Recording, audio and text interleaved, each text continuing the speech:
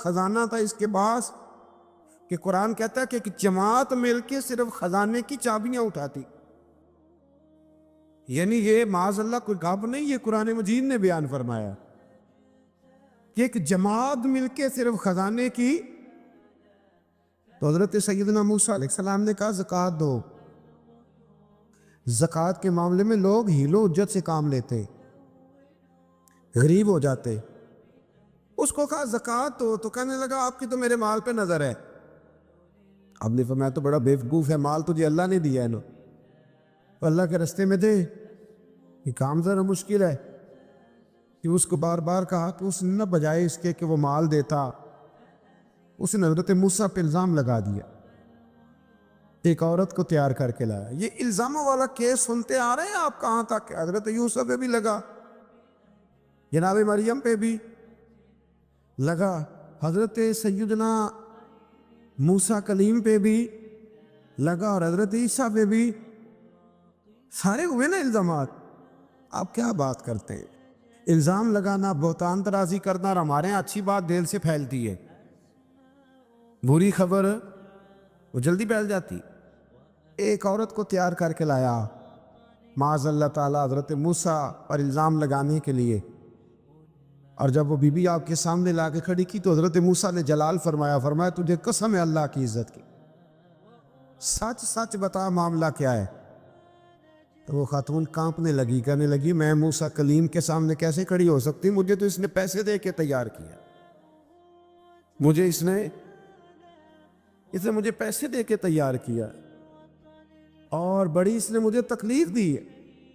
یہ جب کہا تو حضرت موسیٰ علیہ السلام رونے لگے کہ تو سارا کچھ کرتا پر میری سفید چادر پہ داغ تو نہ لگانے کی کوشش کر. آپ رونے لگے. آپ یقین کریں لوگ تکلیف دیتے ہیں بعضوں کا، ایسی بات کرتے ہیں جس کا کوئی وجود نہیں ہوتا. تو یہ کچھ لوگ کر دیتے ہیں لیکن وہ سمجھتے نہیں. کہتے ہیں آپ حوصلہ کریں، آپ درویش ہیں. حضرت موسیٰ سے بڑا درویش کون ہوگا؟ کلیم تھے نا اللہ کے، بڑا جگرا ہے نا. لیکن رو پڑے، کہنے لگے تجھے ایسا نہیں کرنا چاہیے. کہنے لگے اللہ اب اسے سزا دے. تو رب کریم نے اس کے سارا ساز و سامان سمیت اسے زمین میں دھنسا دیا. وہ زمین میں غرق ہو گیا اپنے خزانے سمیت.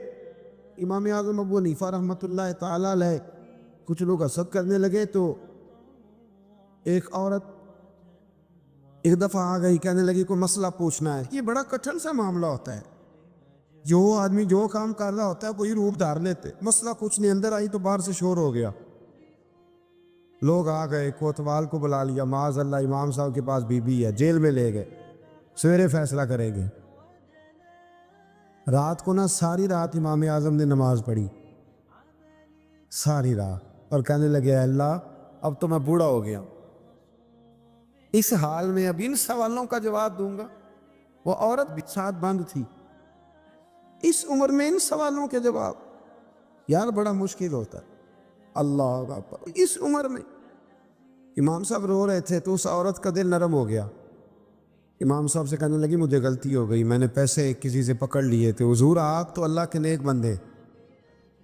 امام صاحب کہنے لگی اب ایک نیکی کر، کوتوال سے کہہ کہ مجھے کوئی تکلیف ہے تو میں دوا کھا کے واپس آ جاؤں گا.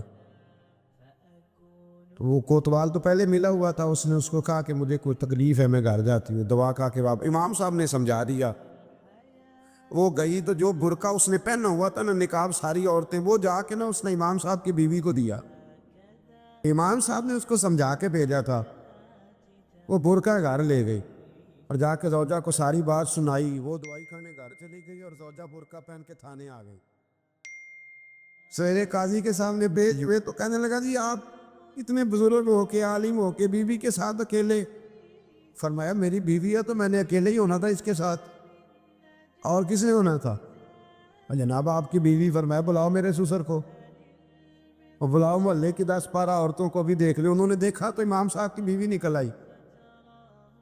وہ جتنے تھے نا الزام لگانے والے وہ اب غور سے دیکھ رہے تھے. تو ایک کہنے لگا امام صاحب سے یہ کیا ہوا؟ فرمایا قرآن ہے وَتُعِزُّ مَن تَشَاءُ وَتُذِلُّ مَن تَشَاءُ. یہ قرآن ہے. ہونا کیا تھا؟ رب نے اپنا وعدہ سچا کر کے دکھایا ہے. تو اس نے بھی الزام لگایا، پھر سزا یہ ملی کہ وہ ہمیشہ کے لیے زمین میں دھنستا۔ دولت کون دیتا ہے؟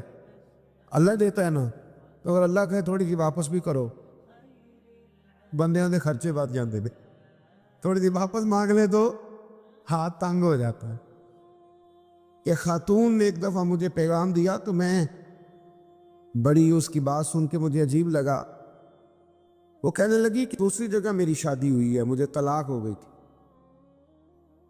تو مجھے ایک تانا روز سننے کو ملتا ہے تو اتنی اچھی ہوتی تو وہاں نہ رہ لیتی۔ تو بھئی یہ کوئی تانے والی بات ہے؟ کوئی ضروری ہے کہ بیوی غلط ہوتی ہے تو طلاق ہوتی ہے؟ اللہ کے محبوب علیہ السلام کی 2 صاحبزادیوں کو ابو لہب کے 2 بیٹوں نے طلاق بھیج دی تھی، کس کی غلطی تھی؟ تو آپ کیا کہہ سکتے ہیں یہاں کیوں طلاق؟ تو اتنی جلدی بات تھوڑی کر دیں گے آپ، تھوڑی احتیاط فرمائیں بولنے۔ حضرت عبداللہ ابن عباس فرماتے ہیں میرے نبی پاک علیہ السلام نے میری تربیت فرمائی، اور محبوب پاک علیہ السلام نے فرمایا عبداللہ یاد رکھنا، یہ نوجوان دوست میری بات لکھ لیں، پریشان لوگ میری بات لکھ لیں، جن کے پاس قوت فیصلہ نہیں وہ اس بات کو لکھ لیں۔ حضرت عبداللہ ابن عباس فرماتے ہیں میرے نبی پاک علیہ السلام نے مجھ سے فرمایا تھا عبداللہ سن، اگر ساری دنیا مل کے تیرا کوئی نفع کرنا چاہے کر نہیں سکتی جب تک میرے رب کی رضا نہ ہو، اور فرمایا ساری دنیا مل کے تیرا کچھ بگاڑنا چاہے تو عبداللہ بگاڑ نہیں سکتی جب تک رب کریم کی حکمت کا تقاضا نہ ہو۔ لوگوں سے ڈرنا، لوگوں کی طرف دیکھنا، ماحول دیکھ کے اپنے راہ کا تعین کرنا، ہر بندے کے خیالات کے مطابق ڈھلنے کی کوشش کرنا، فلانا نہ ناراض ہو جائے، فلانا نہ ناراض ہو جائے، وہ جس نے ہونا ہو جائے، بس رب رسول ناراض نہ ہو۔ اپنی زندگی میں اپنے مالک کو مولا جان کے، بل اللہ مولاکم، اللہ تمہارا مولا ہے، وَهُوَ خَيْرُ النَّاصِرِينَ، وہ بہترین مددگار ہے۔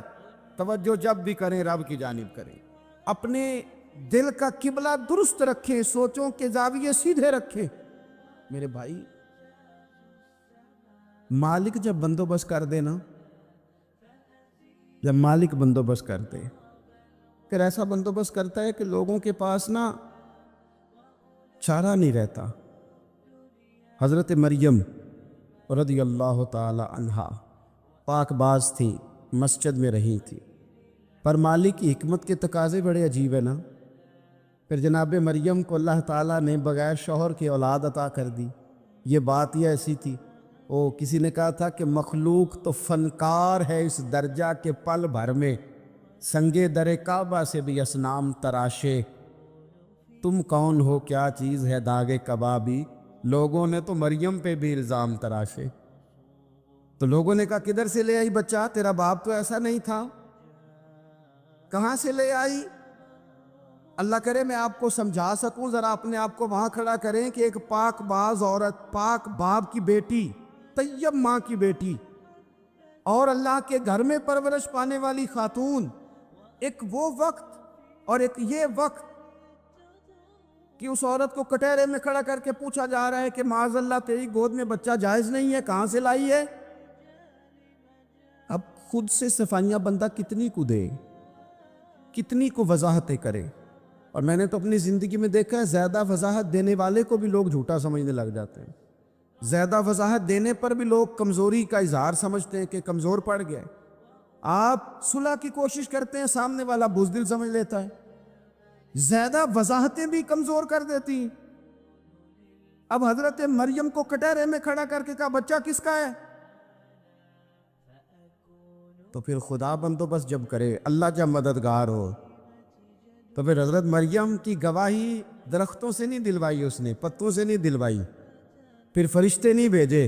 حضرت مریم کہنے لگی مجھ سے نہ پوچھو، وہ جو پنگوڑے میں ہے اسی سے پوچھ لو، ان سے پوچھو نا، وہ کون ہے پوچھ لو، ان سے کر لو سوال۔ انہوں نے کہا پنگوڑے میں چند دنوں کا بچہ یہ جواب دے گا؟ مددگار تھا رب، ان کی برات کا اعلان کرنا تھا مالک نے، اور جب مالک اعلان کر دے، جب مالک تیری صفائی دینا چاہے، جب مالک تجھے دنیا کے سامنے نکھارنا چاہے تو پنگوڑے میں لیٹے حضرت عیسیٰ بول کے کہنے لگے انی عبداللہ آتانی الکتاب، فرمایا میں اللہ کا بندہ ہوں، رب نے مجھے کتاب عطا کر کے نبی بنا کے دنیا میں بھیجا ہے، میں اللہ کا بندہ ہوں، کتاب لے کے آیا ہوں، نبی بن کے آیا ہوں۔ پھر پنگوڑے سے اعلان ہو گیا، پھر بچہ بول پڑا، اور یہ ایک دفعہ نہیں بات ہوئی۔ یہ بنی اسرائیل میں ایک جریج نام کے شخص بھی تھے جو نماز پڑھ رہے تھے، بعض نے لکھا ہے نفل نماز تھی، اماں نے پکارا تو آئے نہیں، تو ماں کے منہ سے نکل گیا تو اتنی دیر تک مرے گا نہیں جب تک کسی بے حیا عورت کا منہ نہ دیکھ لے۔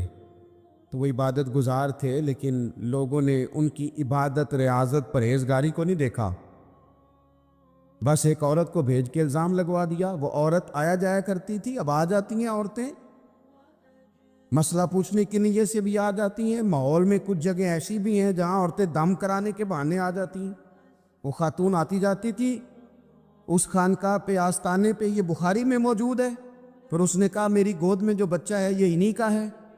مجھے بتائے کیسے بندہ وضاحت دے؟ حالات خراب ہو گئے، لوگ کٹیا جلانے لگے، ماحول اور طرح کا بن گیا۔ میرے نبی پاک علیہ الصلوۃ والسلام فرماتے ہیں پھر اس رب کے بندے نے کہا مالک تو کریم ہے، تیری مشیت کا تقاضا آیا جو میری ماں نے جملے بولے تھے، پر اب میں وضاحت دینے کے قابل نہیں رہا، اب تو ہی کرم کرے گا تو دروازہ کھلے گا۔ تو وہ چند دنوں کا بچہ پنگوڑے میں بول کے کہنے لگا میں اس درویش کا نہیں، میں تو فلانے چرواہے کا بچہ ہوں، وہ جو بکریاں چراتا ہے۔ رب کی مدد کو پکاریں، اپنے ساتھ اپنے مالک کی مدد کو شامل کریں، تھوڑے رزق پر بھی گزارا اچھا ہونے لگ جائے گا۔ سارے لوگ آپ کو گرانے کی تدبیریں کر رہے ہوں گے اور مالک آپ کو عزتیں عطا فرما دے گا، اس کی بارگاہ سے حکمت کا تقاضا اور ہو جائے گا۔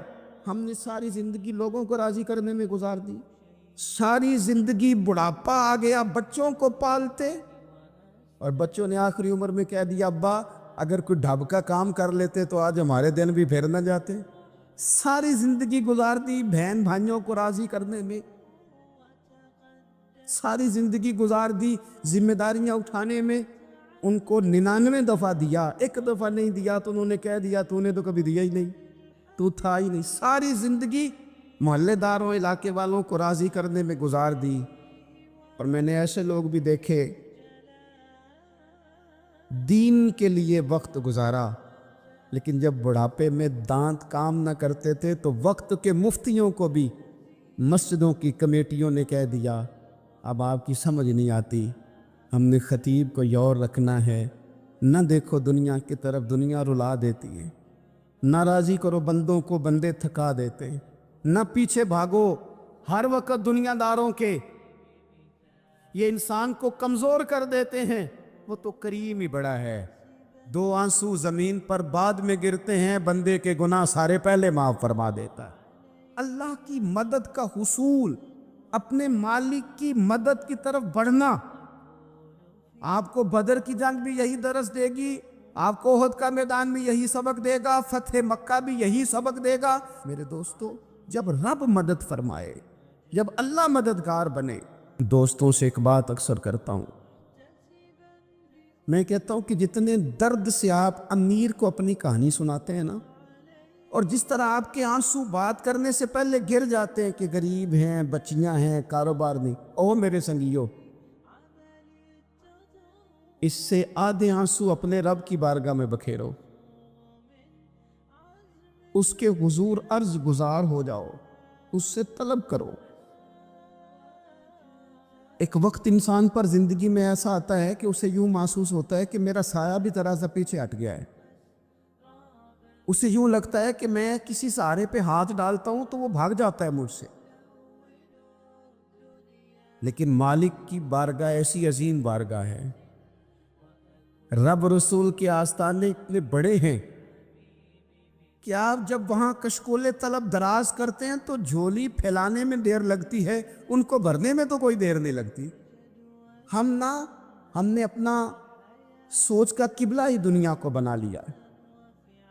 یہ جو اللہ والوں کی مدد ہے، یہ تو ہے نہیں اللہ ہی کی مدد ہے، لیکن یہ جو سیٹھوں کی طرف توجہ کرنا، نوابوں کی طرف توجہ کرنا، دنیا داروں کی طرف توجہ کرنا اور اپنا مزاج اس طرح کا بنا لینا، یارو گردن کو جھکا دیتا ہے خیرات کا پتھر، جہاں میں مانگنے والوں کے سر کبھی اونچے نہیں ہوتے۔ اور اقبال کہتے ہیں غیرت ہے بڑی چیز جہان تگ و دو میں، پہناتی ہے یہ فقر کو تاج سردارا۔ میں عرض کروں گا کہ اپنی آپ جب توجہ کا قبلہ اللہ رسول کو بنائیں گے تو رب فرماتے ہیں وَيَرْزُقْهُ مِنْ حَيْثُ لَا يَحْتَسِبُ، میں نہ تجھے وہاں سے رزق دوں گا جہاں سے کبھی تیرا گمان بھی نہیں گیا ہوگا، یہاں سے بھی مل سکتا ہے، تو نے سوچا بھی نہیں ہوگا۔ بخاری شریف میں حدیث ہے، حضرت جابر ابن عبداللہ فرماتے ہیں نبی پاک صلی اللہ علیہ وسلم نے 300 لوگوں کا ایک لشکر روانہ کیا کسی مہم کے لیے، کسی جہاد کے لیے۔ حضرت ابو عبیدہ بن جراح رضی اللہ تعالیٰ عنہ امیر لشکر تھے۔ فرماتے غربت اتنی زیادہ تھی، بھوک اتنی زیادہ تھی کہ ایک ایک کھجور دن میں ایک وقت کھانے کو ملتی تھی، اور کچھ دن ایسے آئے کہ اب کھجور بھی نہیں مل رہی۔ فرماتے اتنی زیادہ بھوک لگی مجاہدین کو 300 بندہ پتے کھا کے گزارا ہونے لگے۔ یہ بخاری میں موجود ہے۔ آپ فرماتے کہ دریا کے کنارے ہمارا پڑاؤ تھا، ٹھہراؤ تھا، جب بھوک سے نڈھال ہو گئے نا وَيَرْزُقْهُ مِنْ حَيْثُ لَا يَحْتَسِبُ، اللہ وہاں سے روزی دیتا ہے، گمان بھی نہیں ہوتا۔ فرماتے ہیں ایک مچھلی اللہ تعالیٰ نے دریا کے کنارے بھیجی، فرماتے ہیں وہ تھی تو مچھلی پر پہاڑ جتنی تھی۔ بخاری میں لفظ ہیں، حضرت جابر ابن عبداللہ رضی اللہ تعالیٰ عنہ فرماتے ہیں 300 آدمی 18 دن تک اس مچھلی کو کھاتے رہے، مچھلی ختم ہی نہیں ہوئی۔ مچھلیاں نہیں، مچھلی کہتے ہیں 18 دن 300 بندہ کھاتا رہا، مچھلی ختم ہی نہیں ہوئی۔ اور فرماتے ہیں کہ اس کی ہڈی نکال کے، کانٹا کہیں گے آپ اپنی زبان میں، کہتے ہیں وہ نکال کے تو اس کو کھڑا کیا جب، تو اونٹ کجاوے سمیت اس کے بیچ سے گزر جاتا تھا، 2 اس کے کانٹے جوڑے۔ فرماتے ہیں وہ اس کا گوشت ہم کھاتے تھے اور اس کی چربی بطور تیل کے ہم جسموں پہ ملتے تھے، بیماروں کو اس سے سکون آتا تھا، تندرستی شفا ہوتی۔ فرماتے ہیں ہم کھایا بھی ہم نے، اور کچھ لے کے ہم مدینے بھی گئے، اور قربان جائیں نبی پاک نے بھی اس میں سے کھایا۔ ہم نے عرض کی حضور یہ معمہ کیا ہے، یہ ماجرا کیا ہے؟ تو محبوب نے فرمایا تمہارے پاس غذا نہیں تھی، رب نے تمہارے لیے بندوبست کیا ہے، اللہ نے تمہیں دیا ہے۔ مکان شروع کر لیا ایک صاحب نے، وہ مکان بنانے لگے، آپ وہ حساب لگا رہے ہیں، کہتے ہیں میرے پاس اتنے پیسے ہیں، اتنے میں نے فلانے دوست سے کہنا ہے اس نے دے دینے، اتنے فلانے رشتہ دار سے کہنا ہے اس نے دے دینے، اتنے فلانے سے کہنا ہے اس نے دے دینے۔ یہ ساری کاپی بنا کے مکان شروع کر لیا۔ جو روز کہتا تھا کوئی حکم ہو جاتے 10 سب سے پہلے اس کو کہا میاں پیسے چاہیے دین، وہ کہندا ہو کل ہی منڈا ٹوریا ہے، کہدے تو پرسوں 10 تے لب جانے سن۔ میں آپ کو اپنے تجربے کی بات بتا رہا ہوں۔ یہ لوگوں کا خیال ہوتا ہے کہ آپ سٹارٹ کریں فلانا کام، ہم آپ کے ساتھ ہیں، اللہ کا ہی کوئی نظام ہے، وہ بالکل بھی نہیں ساتھ ہوتے۔ لیکن ایسا نہیں ہے کہ کوئی ساتھ نہیں ہوتا، اللہ تعالیٰ بڑے اسباب پیدا کرتا ہے، وہاں سے دیتا ہے جہاں سے گمان بھی۔ ہمارا یہ ذہن بن جاتا ہے ہم ساری اپنے حساب سے چلتے ہیں، اتنے رشتہ داروں سے، اتنے کون آپ کے ساتھ چلے گا، سوال ہی نہیں پیدا ہوتا۔ یہ سارے کام چھوڑ کے سب سے پہلے 2 رکعتیں پڑھو، اپنے رب کی بارگاہ میں، رسول کائنات کی بارگاہ میں گزارشات اور استغاثے پیش کرو، وہاں سے خیر طلب کرو۔ دنیا دار کیا دیں گے، کیا دے سکتے ہیں، کیا حیثیت ہوتی ہے کسی؟ اللہ کہتا ہے وہاں سے دوں گا۔ تو جو اللہ مال دے وہ لینا چاہیے کہ رشتہ داروں کا مال دیکھنا چاہیے؟ جو اللہ دے وہ لینا چاہیے کہ سیٹھوں نوابوں کی جیبیں دیکھنی چاہیے؟ جو اللہ دے وہ قبول کرنا چاہیے یا دیکھنا چاہیے کون سا آدمی کہاں پہنچ گیا؟ چھوڑو، اپنی مٹی پہ چلنے کا سلیقہ سیکھو۔ کسی کے سنگ مرمر پہ چلو گے تو پھسل جاؤ گے۔ مدد اللہ سے چاہیں، اپنی توجہات کا مرکز رب رسول کی ذات پر بنائیں، پھر آپ محسوس کریں گے کہ بڑی جلدی اللہ تعالیٰ کی مدد آنے لگی ہے۔ کبھی آپ صرف کہہ دیں میرا رب میرے ساتھ ہے، اس لفظ میں اتنی طاقت ہے کہ دشمن ویسے زہر ہو جاتا ہے، زندگی میں کسی سے بھی لڑائی ہو تو اچھی طرح سوچ لیں کہ اللہ اس طرف ہے یا اس طرف ہے۔ اگر آپ زیادتی پہ ہیں تو پھر رب مظلوم کی جانب ہے۔ اگر اللہ کی مدد آپ کے ساتھ ہے تو دنیا کی کوئی طاقت آپ کو گرا نہیں سکتی، اور اگر آپ مظلوم کے مقابلے میں ظالم بن کے آپ کھڑے ہو گئے ہیں اور آپ نے رویہ وہ اختیار کیا ہے کہ جس میں مدد نہیں آئے گی، تو پھر یاد رکھ لیں کہ آپ کوئی بھی ہیں، کہاں بھی ہیں، آپ کمزور ہیں۔ طاقتور تھے ابتدائے اسلام میں، ظاہری طاقت تھی کفار مکہ کے پاس، وہ ڈنڈوں سے مارتے تھے غریبوں کو، ان کے ہاتھوں میں ڈنڈے تھے، پر خدائی طاقت ان مظلوموں کے ساتھ تھی۔ صاحب زرقانی نے لکھا ہے، حضرت زنیرہ رضی اللہ تعالیٰ عنہ ایک لونڈی ہیں، غریب ہیں، ماڑے دا کی کام محمد نس جانا یا رونا، غریب سادی بی بی اور لونڈی کنیزہ، ایک مشرک کی کنیزہ تھی، انہوں نے کلمہ پڑھ لیا، وہ ڈنڈوں سے مارتا، دروں سے مارتا، تکلیف دیتا۔ حضرت زنیرہ رضی اللہ تعالیٰ عنہ کو اتنا مارا، اتنا مارا۔ اب آپ ایک اور پہلو پر بھی غور کریں، مار بھی پڑ رہی ہے پر خدا ادھر ہی ہے، اللہ کی مدد ادھر ہی ہے۔ رب کہتا ہے کہ پہلے تو صبر کرنا، ان اللہ مع الصابرین، تو صبر کرے گا تو پھر رب کی معیت ملے گی، ذرا ٹھہرنا، تو تھوڑا ڈٹنا۔ ان الذین قالوا ربنا اللہ ثم استقاموا تتنزل علیہم الملائکہ، تو کہے اللہ میرا رب ہے، پھر تو پہلے ڈٹ، پہلے تو نے ڈٹنا ہے۔ ثم استقاموا، جو ڈٹ گیا، تتنزل علیہم الملائکہ، ڈٹنے والے کے لیے مدد آتی، پہلے تھوڑا ٹھہرنا پڑتا ہے، پہلے تھوڑا صبر کرنا پڑتا ہے، حوصلہ کرنا پڑتا ہے، اس کے بعد مدد آتی۔ مار پڑ رہی ہے، مارا جا رہا ہے، حضرت زنیرہ کو ان کا مالک جو ہے ظاہری آقا وہ مار رہا ہے، یہ کنیزہ ہے، اتنا مارا، اتنا مارا، ان کی بینائی چلی گئی، نظر آنا بند ہو گیا۔ ابو جہل آیا اور کہنے لگا زنیرہ دیکھا نا ہمارے بت تیری آنکھیں لے گئے، معاذ اللہ، لات و منات ہمارے بتوں نے تجھے اندھا کر دیا۔ اب ایسا نہیں ہے کہ بی بی روتی جا رہی ہے، روتی جا رہی ہے، مایوسی مایوسی، معاذ اللہ، پریشانی، غریبی بڑی ہے، پوچھنے والا کوئی نہیں، یہ باتیں نہیں۔ کیا جملے ہیں خاتون کے، کیا لفظ ہیں۔ ابو جہل نے تنزیہ کہا، معاذ اللہ، کہنے لگا دیکھا نا ہمارے بتوں نے تجھے اندھا کر دیا۔ تو جناب زنیرہ آنکھوں کی بینائی گئی ہے، اور رات کو گئی ہے، دکھ ابھی تازہ ہے، لیکن اللہ پہ جو توکل ہے، اپنے مالک سے جو رشتہ ہے، وہ اتنا مضبوط ہے، اتنا طاقتور ہے، اس میں اتنی گہرائی ہے کہ حضرت زنیرہ بول کے نا اتنی قوت سے بولی، اتنی طاقت سے بولی کہ پورے کفر پر لرزہ طاری ہو گیا۔ فرمانے لگی تمہارے بتوں کی کیا اوقات ہے کہ وہ میری بینائی لے جائیں، یہ میری رب کی حکمت کا تقاضا ہے۔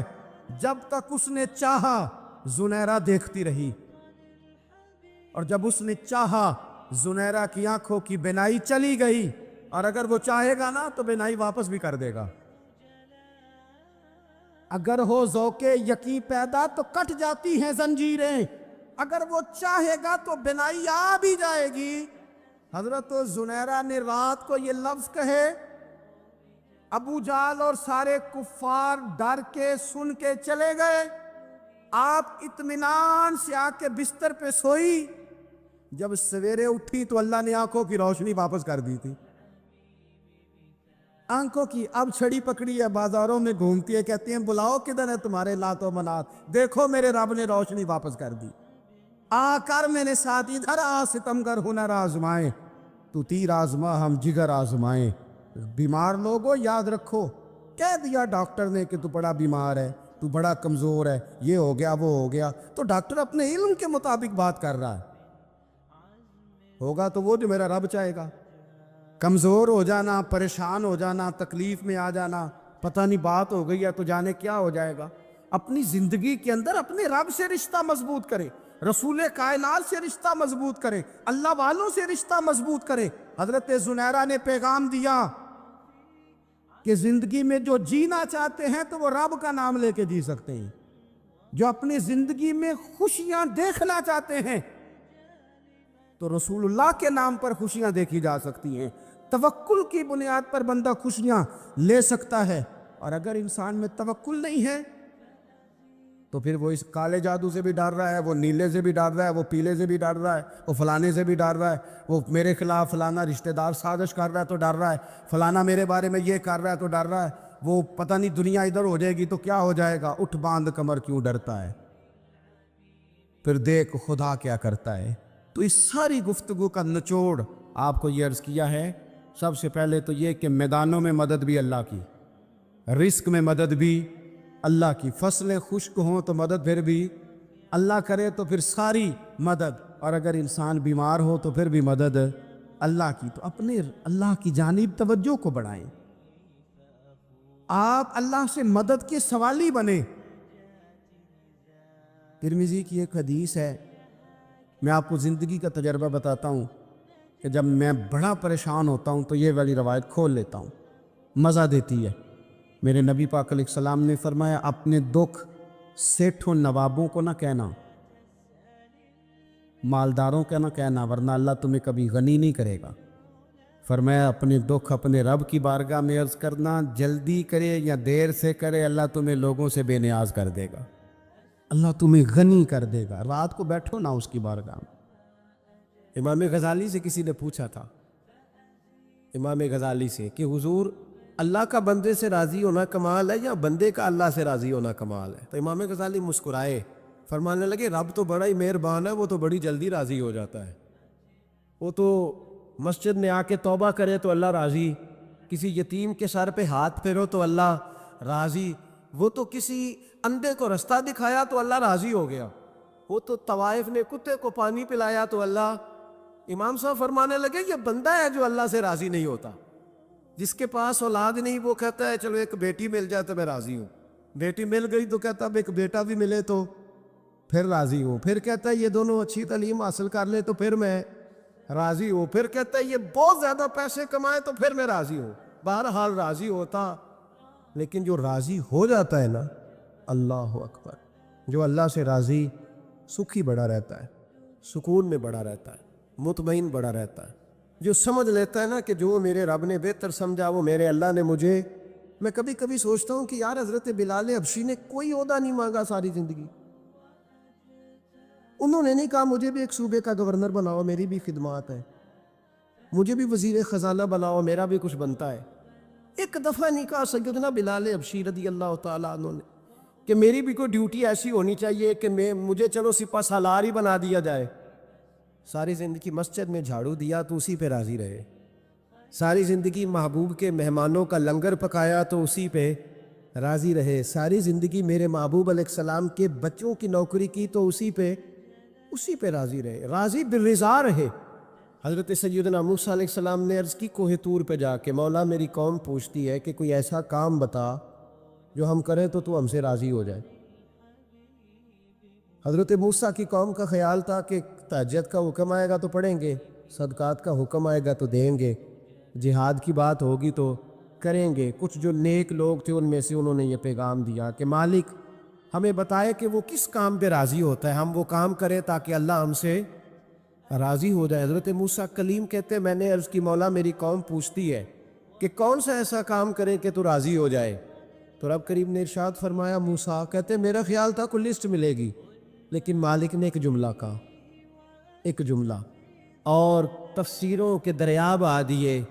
عرش کے مالک نے فرمایا موسیٰ ان سے کہو جا کے کہ وہ مجھ سے راضی ہو جائے, میں ان سے راضی ہو جاؤں گا, مجھ سے راضی ہو جائے. بندے اللہ سے راضی ہی نہیں راضی ہوتے, اللہ کی رضا پہ راضی رہیں, مالک کے فیصلوں میں اپنے دل میں کوئی بوجھ محسوس نہ کریں, اپنی زندگی اللہ کے فیصلوں. دیکھیں نا جو ماں باپ اللہ نے بڑے اچھے سمجھے وہ ہمارے لیے پسند کی, وہ اللہ نے ہمارے لیے جو اس نے ہمارے حق میں بڑے, جو بہن بھائی اللہ کرے آپ کو سمجھ آئے, جو بہن بھائی اس نے ہمارے حق میں بڑے اچھے سمجھے وہی بہن بھائی اس نے ہمیں عطا کیے. جس بیوی کو اس نے ہمارے گھر کے گلشن میں بہتر سمجھا اس کو لا کے اس نے ہمارے آنگن میں بٹھایا, اور جو اولاد اس نے ہمارے لیے باعث افتخار سمجھی وہ اولاد اس نے ہمیں عطا فرمائی۔ حضرت نوح علیہ السلام کا بیٹا کافر ہو گیا، پر کسی جگہ انہوں نے شکوہ نہیں کیا کہ مالک یہ کافر کیوں ہوا۔ اللہ کے قبضے میں ہے نا دل، پھیر سکتے ہیں نا، مقلب القلوب ہے، لیکن حضرت نوح نے دعا اللہ کی رضا پر راضی رہے، سمجھو کہ میرے حق میں جو بہتر تھا مالک نے وہ چیز مجھے عطا کر دی۔ ہم یہ سوچتے ہی نہیں کہ ہمیں نہیں پتا ہمارے حق میں بہتر کیا ہے، ہمارے رب کو پتا ہے۔